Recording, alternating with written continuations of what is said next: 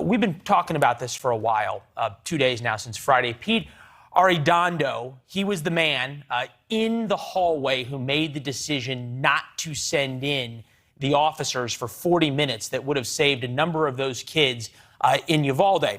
Police Chief Pete, you might call him. He is the police chief of the Uvalde Unified School District Police Department. And he was, well, missing in action, shall we say, or didn't want to do his job there on Tuesday of last week. And now this week, we learned that he has stopped cooperating with the Texas Rangers. They say he is MIA for any kind of interviews as they continue their investigation into Pete's performance during the school shooting in Uvalde. There's a big question here in terms of, as someone makes that order to stand outside the classrooms rather than to run in, Pete had all of the training, as did his officers. Not only that, the Uvalde School District had been through so many of their training sessions on what to do with an active shooter. And yet, after all of this, the wrong decisions were made. Robert Sherman, been following this as well from Uvalde with more. Hi, Robert. Hey there, Leland. And Texas DPS very carefully clarifying tonight that despite some other reports that had emerged that the whole school district's police force and the Uvalde police force were not cooperating, they say it is just this one person, Pete Arredondo, who has not returned several requests from the Texas Rangers. That's the investigative side of Texas's law enforcement division. That is the sentiment that we are hearing down here, Leland, is that there is a lot of people who are upset. They are frustrated that they're not getting answers.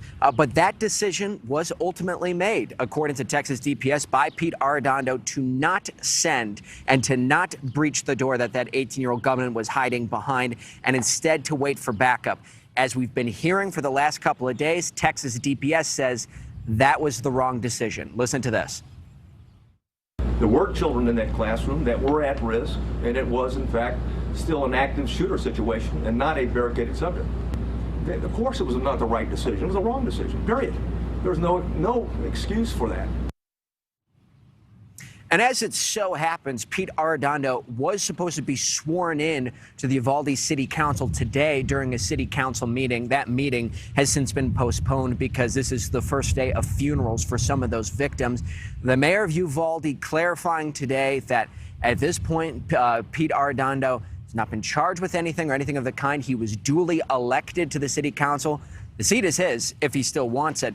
It is worth noting, though, Leland, being here on the ground, ever since that statement was made by Texas DPS that this was the wrong decision and it was inexcusable, we have seen a seismic shift here in terms of the perspective towards law enforcement. A lot of people down here want accountability.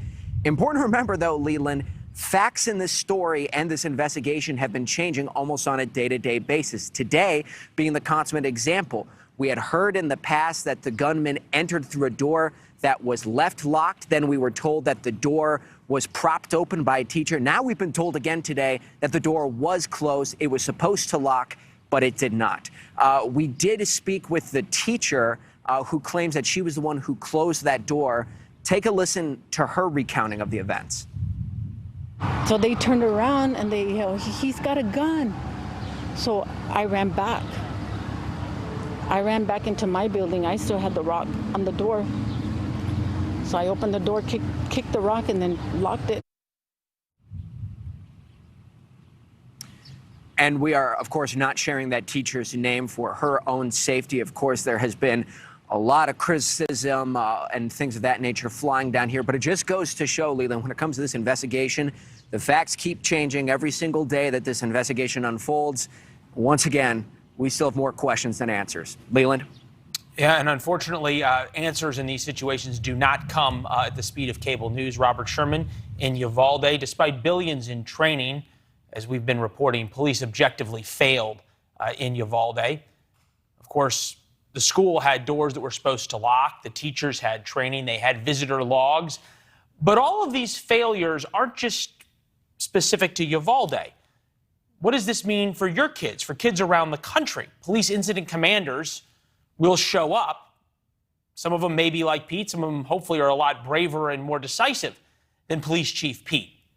But they're going to be in combat for the first time, oftentimes, trying to make decisions. Lieutenant Colonel Oliver North, formerly of the National Security Council, decorated Marine veteran, also now author of Tragic Consequences, The Price America is Paying for Rejecting God and How to Reclaim It, is with us now. Good to see you, sir. I appreciate it. Are we asking Leland, good to be with you. too much of a police officer in a police department who probably the week before their big thing had been a couple of kids smoking dope behind the scoreboard, and now all of a sudden they're in a hallway and a guy's shooting at them with an AR-15, and they're trying to make these decisions that even veteran operators in Iraq sometimes got wrong? Look, human beings are human beings, Leland. It's one of the things that I notice about life. When things go wrong, it's very rarely is it malevolence, it's incompetence, it's it's misfeasance. You've got a lot of that happened in this thing. It's probably going to take weeks to undo exactly what happened. The investigation will proceed.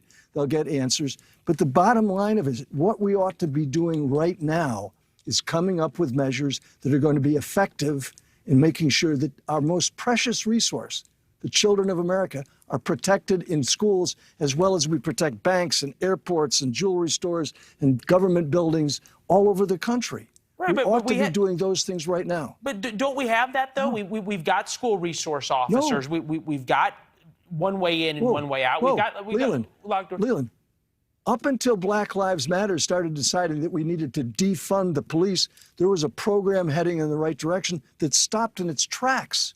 So you now have schools that used to have armed police officers, as every school ought to have. We had schools in America who do have armed school teachers who have been, and staff members who have been properly trained. What I would suggest is that we go back to those kinds of measures and do it for every single school in America. All you need is money. And we've got money that's been allocated.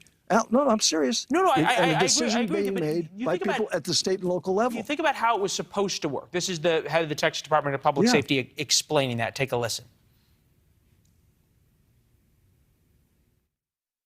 Texas embraces active shooter training, active shooter certification, and that doctrine requires officers, we don't care what agency you're from, you don't have to have a leader on the scene. Every officer lines up, stacks up, goes and finds where those rounds are being fired at and keeps shooting until the subject is dead, period. Is that a reasonable expectation? Leland, that's the last line of defense is at the point of engagement with the adversary.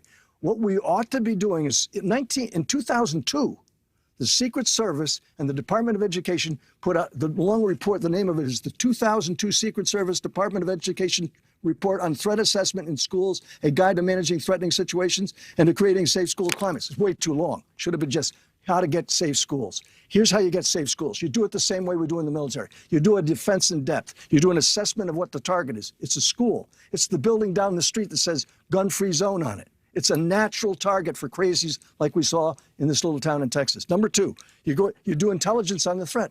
Every one of these guys, in the back end of it, they find out he's been up on social media, he's been telling people, he's been taking pictures. There's something going on. That's the intelligence part of it. Number three, you intercept the person before they get to the target. And number four, the point defense is the last step.